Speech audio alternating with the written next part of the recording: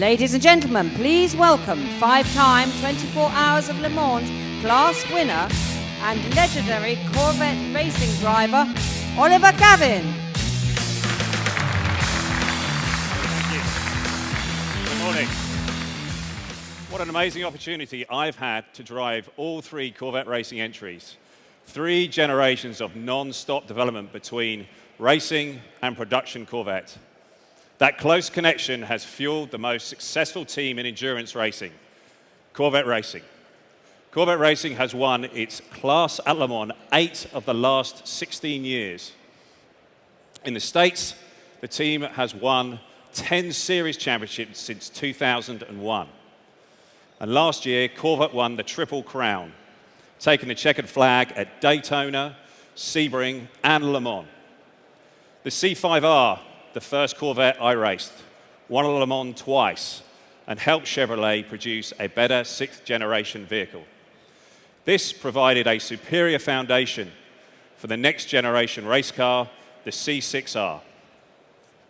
That car influenced the 7th generation Corvette, which benefited directly from the race program in many ways, including aerodynamics, with the functional hood vent and rear quarter vents from the race car, Michelin tires, with the same team developing the tires for the race car and the production car, and of course the iconic small block V8, whose exhaust note separates Corvette racing from every other entry out there.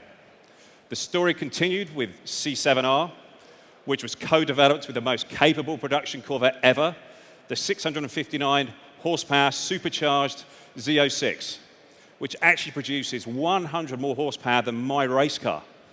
Now Chevrolet is introducing the next chapter by paying tribute to one of Corvette's first racing successes. Ladies and gentlemen, here is the 2017 Corvette Grand Sport.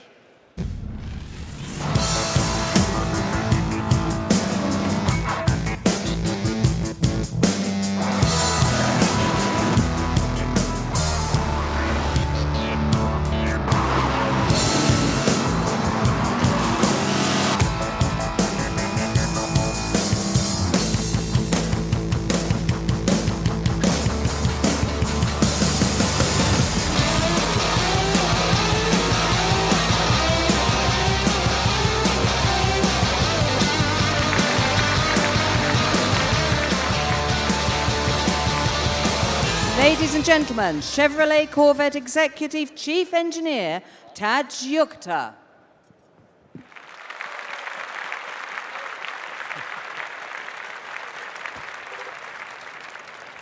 Hello and welcome, everyone. Oliver, it's great to see you. And you. Great to see you, Taj. What do you think of our new baby, the Grand Sport? I think it's fantastic. Love the color, love the interior. It's awesome. Well, many of you may know, Oliver has already started his racing season. He was actually behind the wheel of the number 4 C7R earlier this year when he took the checkered flag at the Rolex 24 Hours of Daytona.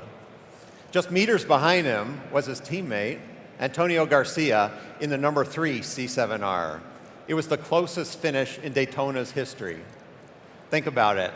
After 24 hours, more than 4,000 kilometers of racing, the two Corvettes were only 0.034 seconds apart. Unbelievable that you were allowed to race right to the finish. What a spectacle and unbelievable job. Oh, it was fantastic. I mean, it was full-on, flat-out racing, super intense. Loved every minute of it, but delighted to get the victory. You did us proud. Awesome job. Thanks, Taj. Everybody.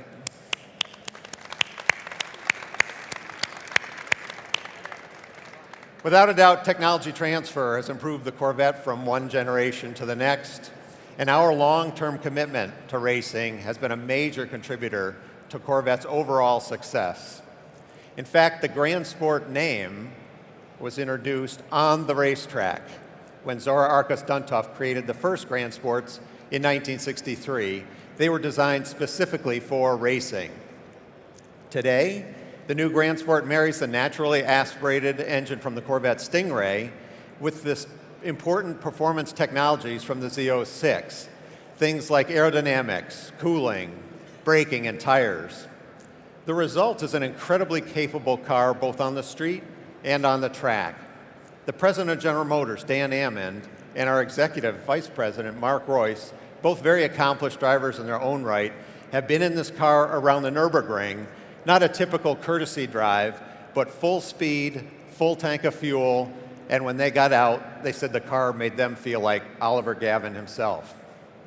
The Grand Sport's powertrain is a direct injected V8 LT1, 343 kilowatts or 466 horsepower. It includes a standard dry sump oiling system, dual mode exhaust, and the most robust cooling package we've ever put in a normally aspirated Corvette. The gearbox choices are a 7-speed manual with active rev matching or an 8-speed paddle shift automatic.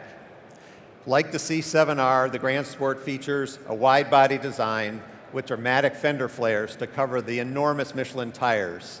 We have 285/30 ZR19s on the front, 335/25 20s in the back. The standard Brembo brakes include extremely functional, dedicated air cooling ducts.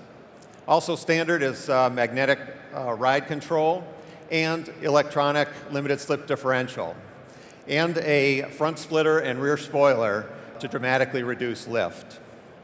And for the first time, the Grand Sport will be available with our Z07 package, which introduces carbon ceramic brakes and Michelin Pilot Sport 2 Cup tires. Also available is the most extreme aerodynamic package with larger front splitter and a very big rear spoiler to give us true aerodynamic downforce and awesome performance on the track. Very benign handling and maximum cornering Gs of up to 1.2 we've measured. Acceleration is equally impressive, 0 to 100 kilometers an hour in just 3.9 seconds. In fact, this car on our Milford test track back home in Michigan is only 0.6 of a second behind the lap record set by the previous generation ZR1. That's an incredible benchmark given that the ZR1 has a nearly 130 kilowatt or 180 horsepower advantage over the Grand Sport. The Grand Sport is going to be available in the United States this summer and in Europe this fall, and it will be available in both coupe and convertible body styles. There'll be a big range of personalization options, including 5 stripe packages, fender hash marks, and 6 different color choices. This model that we're showing here is called the Grand Sport Collector Edition. It features Watkins Glen gray metallic paint with tension blue hash marks, and full-length black stripes. The inside is really nice. It's wrapped in exclusive tension blue leather and suede. Before you come up and take a closer look at the Grand Sport, I have 2 other announcements. First, Chevrolet is bringing the all-new 2016 Camaro to Europe. The 6th generation Camaro provides a faster, more nimble driving experience enabled by a new, lighter architecture. It's at least 90 kilograms or 200 pounds lighter than the previous generation.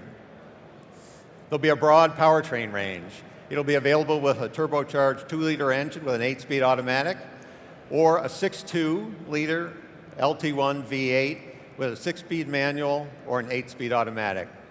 Today we are announcing that the base price of the Camaro will be 39,900 euros, and it will be available in Europe in June of this year. Second, Geneva marks the European debut of the Camaro Convertible, which will go on sale in Europe later this year. It will be the only convertible in the segment to offer fully automatic operation with a hard tonneau cover, the capability of opening and closing at speeds up to 50 kilometers an hour or 30 miles an hour, and you can remotely operate the top with the key fob. Ladies and gentlemen, before I let you come up and take a closer look, I'd like to introduce a few members of the Corvette team who are here, traveled with us to be here with you today, and will be joining us on stage. First is Harlan Charles, our product marketing manager. Next to him, Brian Vaughn, who's the director of interior design. And then finally, Vice President of Global Design, Ed Welburn. Thanks for being here, Ed. So now I'd like you all to come up and take a closer look at the 2017 Corvette Grand Sport.